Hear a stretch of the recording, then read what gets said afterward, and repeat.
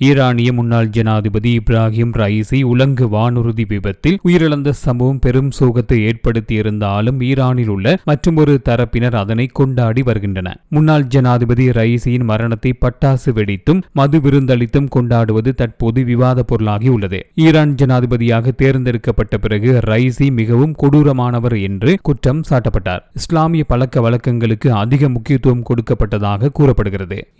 Iran போரின் போது பிடிப்பட்ட கைதிகளை ரைசி கொடூரமாக தூக்கிலிட்டதாகவும் தனது எதிர்ச்சதிகார ஆட்சிக்கு எதிராக போராடியவர்களை கடுமையாக தண்டித்ததாகவும் குற்றச்சாட்டுகள் உள்ளன. இதனால் ஈரான் மக்கள் ரைசிக்கு கடும் எதிர்ப்பை தெரிவிப்பதாக உள்ளூர் ஊடகங்களில் தொடர்கதைகள் வெளியாகி வருகின்றன. இந்த பின்னணியில்தான் அவரது மரணத்தை ஈரான் மக்கள் கொண்டாடி வருவதாக தெரிவிக்கப்பட்டுள்ளது.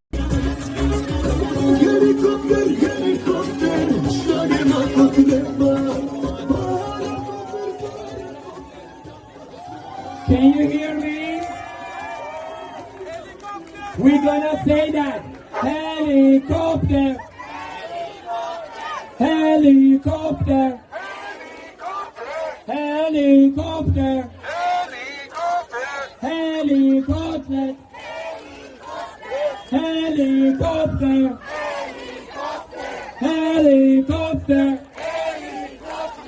Helicopter. Helicopter. Helicopter. Helicopter. Helicopter.